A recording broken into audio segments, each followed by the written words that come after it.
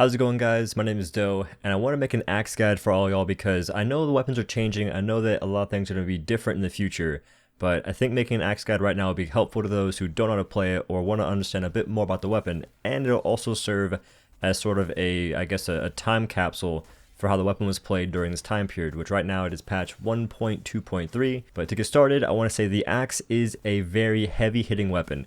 It doesn't do the most damage, I guess in terms of DPS, but it does do the most damage in terms of a single hit, which can be really fun to use in, I don't know, escalations where you can just get absurd amount of damage, absurd amps to make everything just way crazy and off the wall, just enjoyable. But the way the axe is played is something that does take skill to learn, and that is the purpose of this video. So to get started, let's go ahead and talk about just the basics of the axe. Starting off with the basic moves, you have the vertical attack, which is an overhead swing, and a horizontal attack, which is a sideways swing. Both these attacks can be charged to build meter, which is very important for getting stack determination. Determination stacks are things that increase your damage, and to build these stacks, you have to get full meter, and then cast your special and land it on a behemoth, and this will give you some increased damage. The way the stack damage goes, at 0 stacks you get 0% extra damage, 1 stack you get 13% more damage, at 2 stacks you get 30% more damage, 3, 50% more damage, and if you have a modifier called overcharged cylinder, you can get up to 75% extra damage. And that is what makes the axe just deal so much insane damage in a single hit. Reaching this insane damage and building determination stacks will require you to employ the use of your combos. There are pretty much 4 combos you can make use of, and I know the sheet that you see only shows you 2, but there's something called combo crossovers, and you can also roll into a combo to shorten it.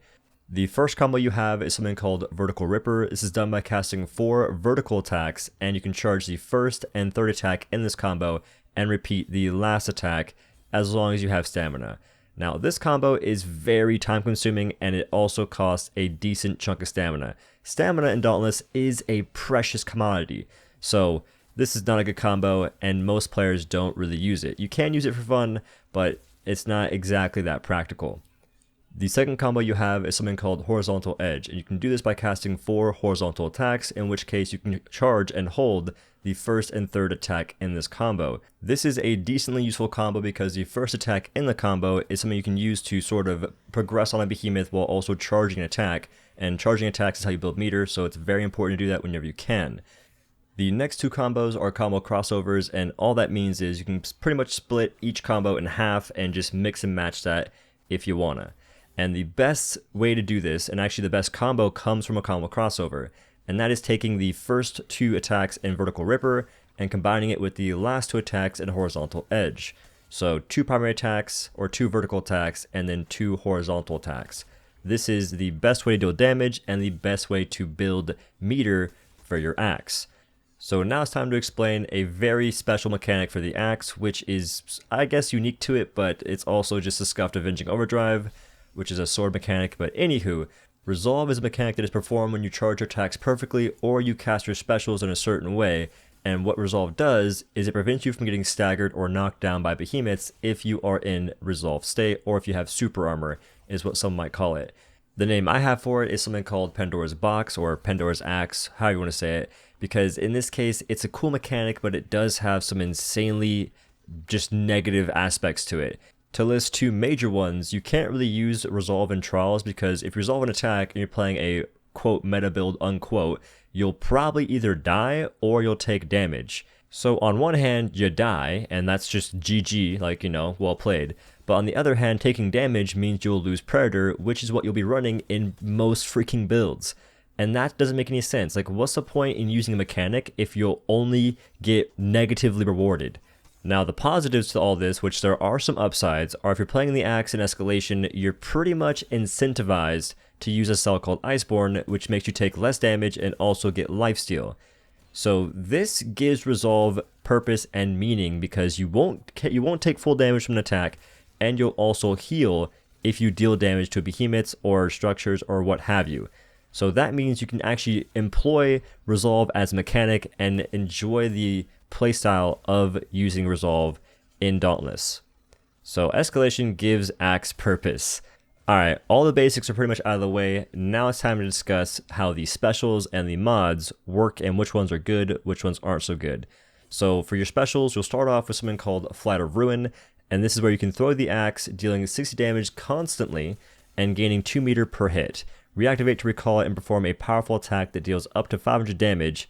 Further increased by termination, also increases based on your stats and whatnot, and you gain 15 meter. This is your basic special, and it's not that great. It really isn't all that amazing, and that's because the other special, or the next special called Grim Onslaught, is just in a different league entirely. So Grim Onslaught is received from doing your mastery for the axe, and this is where you hurl the axe forward, dealing up to 800 damage, again further increased by termination, and also cells and whatnot, to enemies in its path, gaining 15 meter, and when you hit a behemoth and you catch it, you also gain 30 meter. So this gives you 45 meter if you perform everything correctly, as well as more damage, and it's a ranged attack that can stagger, interrupt, break parts, all kinds of stuff. Flight of Ruin it's just not comparable, honestly. Now, the last special is Relentless Onslaught. This is just a reskin to Grim Onslaught. It lets you become the Draven of Dauntless, and it's not that great, and I'll explain why. So you hurl the axe forward, damaging enemies in its path, catch the axe to throw it again up to 2 more times in the next 5 seconds, dealing 500, 600, and then finally 1000 damage, further increased by termination again, but it does not build meter. So you might be thinking, oh, the damage is pretty insane, so it must be good. The problem with this special is that the way the axe special does the most damage is obviously having stacks of determination, which give you more damage, but also having max meter. Relentless Onslaught uses your meter on the first throw, which does the least amount of damage. So you're missing that bonus damage for the biggest hit. And honestly, you're missing that big damage for 2 other hits. It's just not great, and it doesn't build meter, so it really hinders your performance on the axe overall. As for the modifiers, I'm going to go ahead and list the ones you get from doing mastery, and then I'll list the ones from the Ladylike store. So for mastery, you get something called Lightweight Haft. I believe it's the first one you unlock. This is where move speed while charging horizontal attacks is now increased instead of decreased and costs no stamina to maintain.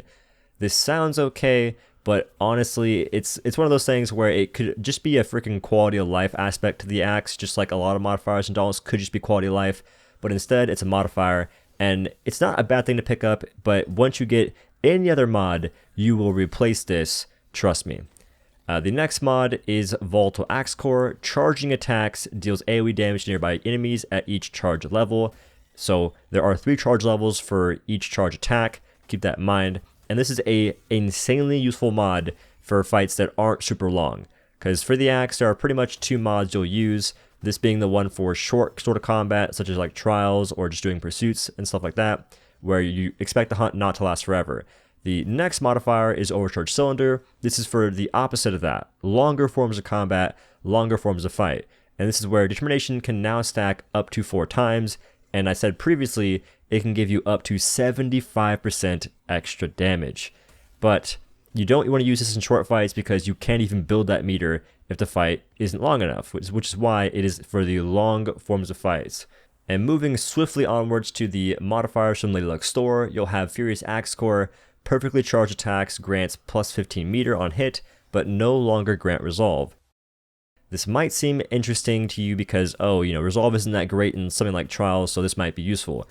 But you don't really need to build all that much meter because your special has a cooldown. You can't cast your special just because you have meter. You have to wait for the actual cooldown to be up to even use it. So if you're building all the meter in the world, you're going to have downtime.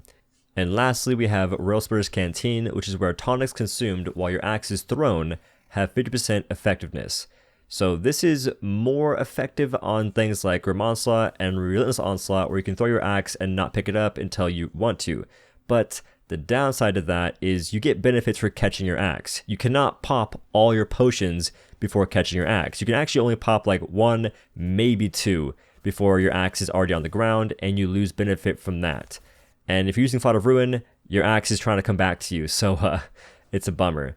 And this is just not great because having to time your tonics in general is annoying for things like trials, and then also having to time your tonics with your special is just more of an annoyance, and you're missing out on the benefit of the catch mechanic for Grim Onslaught, and if you're using Relentless Onslaught, that as well. And to touch bases on the cells used for the axe, is going to be pretty close to what you use on other weapons. The difference is you want to stack a little bit more attack speed in some cases, just because the axe and the hammer, for instance, are slower casting weapons. They hit slower, so you just want to boost it a little bit when you can to make sure you can actually get damage in, because having all the damage in the world doesn't matter if you can't even land a hit. So I'll leave a little list of cells you use on the screen, and I almost forgot to mention, but the way you interrupt using the axe is with any freaking attack you can cast. The exception to this is going to be the sort of boomerang action from Flight of Ruin that does not interrupt, and the Volatile Axe Core AoE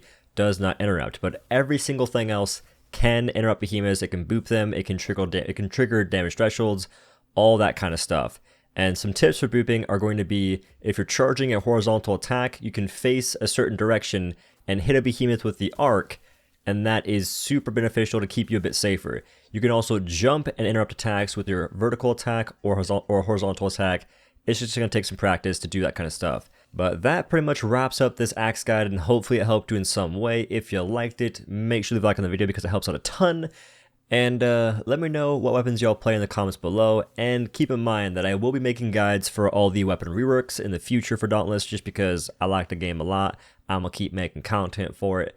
And for anyone that happens to be at checkout on the Epic Games Store or the in-game Dauntless store at any time, make sure to use credit code OhDough because it helps me out a ton. I get a small portion of what you spend back at no extra charge to you. And if you want my in-game Dauntless flair, subscribe to me on Twitch. You also get some emotes and stuff to use on the site. They're a fun time. But that's the video, guys. Hopefully you liked it. I'll see you in the next one. Peace.